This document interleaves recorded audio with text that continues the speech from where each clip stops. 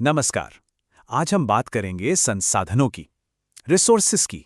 ये वो चीजें हैं जिनके बिना हम अपनी जिंदगी सोच भी नहीं सकते, है ना?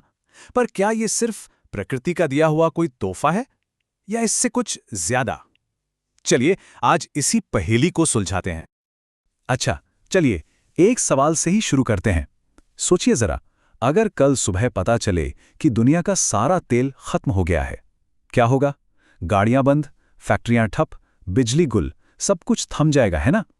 बस यही एक सवाल हमें आज के टॉपिक के बिल्कुल बीच में ले आता है। तो सबसे पहला सवाल तो यही है कि ये रिसोर्स या संसाधन आखिर हैं क्या। ज्यादातर लोगों को लगता है कि ये तो नेचर से मिले फ्री गिफ्ट्स हैं, हवा, पानी, जमीन सब मुफ्त का है। पर क्या वाकई ऐसा है? नहीं। जवाब है नहीं। ये सोचना पूरी तरह से सही नहीं है। असल में कोई भी चीज अपने आप में संसाधन नहीं होती, उसे संसाधन बनाया जाता है। वो एक पूरी प्रोसेस से गुजरती है, तब जाकर हमारे काम की बनती है। तो कोई भी चीज रिसोर्स कब बनती है? इसके लिए ना 3 शर्तें हैं। पहली शर्त टेक्नोलॉजी, क्या हमारे पास उसे निकालने या इस्तेमाल करने की तकनीक है? दूसरी पैसा, क्या उसे निकालना और इस्तेमाल करना आर्थिक रूप से मुमकिन है? कहीं ऐसा तो नहीं कि निकालने का खर्चा उसकी कीमत से भी ज्यादा हो? और तीसरी सबसे जरूरी समाज, क्या हमारा समाज, हमारा कल्चर उसे अपनाने को तैयार है? जब ये तीनों बातें पूरी होती हैं तब जाकर कोई चीज संसाधन बनती है। तो इसका सीधा सा मतलब ये हुआ कि संसाधन पाए नहीं जाते बल्कि बनाए जाते हैं। और बनाता कौन है? हम, इंसान। हम ही हैं जो अपनी टेक्नोलॉजी, अपने ज्ञान से प्रकृति की चीजों को वैल्यूएबल रिसोर्स में बदल देते हैं। तो असल में सबसे बड़ा संसाधन तो खुद इंसान ही है। अब इन रिसोर्सेस को समझने के लिए इन्हें अलग अलग कैटेगरीज में बांटा जा सकता है। जैसे कि वो आए कहाँ से हैं, जिंदा चीज़ों से या बेजान चीज़ों से? क्या वो कभी खत्म हो सकते हैं या नहीं? उन पर हक किसका है, किसी एक का, समाज का या पूरी दुनिया का? और हमने उन्हें कितना इस्तेमाल करना शुरू किया है? लेकिन प्रॉब्लम तब शुरू होती है जब हम ये मान लेते हैं कि ये सब कुछ मुफ्त का है और कभी खत्म ही नहीं होगा। बस यहीं से शुरू होता है अंधाधुंध इस्तेमाल का खतरनाक खेल, और यहीं से पैदा होता है असली संकट। इस बेहिसाब इस्तेमाल से ना 3 बड़ी प्रॉब्लम खड़ी हो गई हैं। पहली, कुछ लोगों के लालच को पूरा करने के चक्कर में रिसोर्सेज तेजी से खत्म हो रहे हैं। दूसरी, ये सारे संसाधन कुछ ही लोगों के हाथों में जमा हो गए हैं। नतीजा, समाज अमीर और गरीब में बंट गया है। और तीसरी, इसी की वजह से आज हम ग्लोबल वार्मिंग, ओजोन लेयर में छेद और भयानक प्रदूषण जैसी मुसीबतों से जूझ रहे हैं। तो सवाल यह है कि इस संकट से निकला कैसे जाए? इसका एक ही जवाब है, प्लानिंग।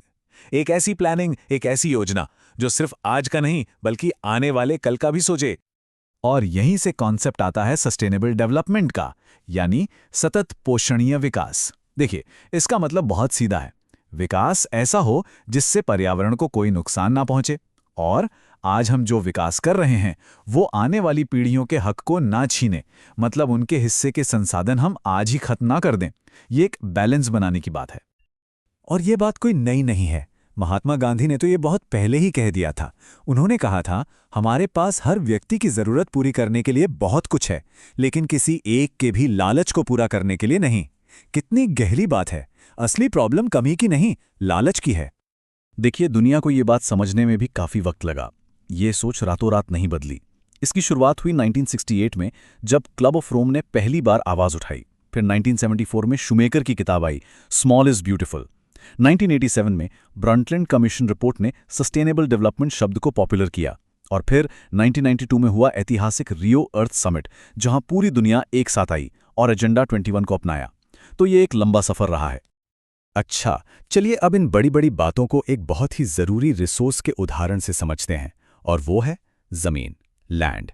एक ऐसा रिसोर्स जिस पर हम रहते हैं, खाते हैं, उगाते हैं, सब कुछ तो इसी पर टिका है। अगर हम भारत की बात करें तो यहाँ की जमीन में बहुत वैरायटी है।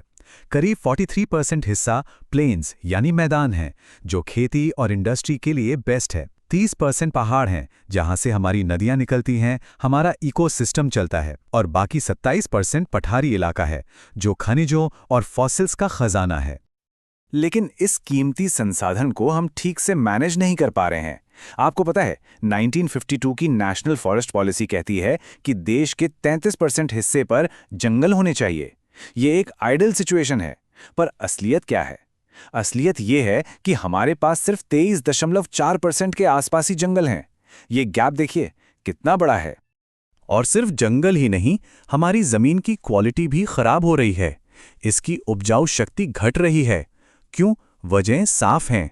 अंधाधुंध जंगलों की कटाई, जानवरों की ओवरग्रेजिंग, माइनिंग और फैक्ट्रियों का कचरा। इतना ही नहीं, पंजाब हरियाणा जैसे राज्यों में जरूरत से ज्यादा सिंचाई की वजह से भी जमीन में पानी भर रहा है और वो बंजर हो रही है।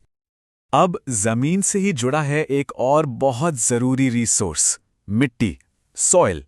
वो ऊपरी परत जिस पर हमारी पूरी खेती और हमारा खाना टिका हुआ है।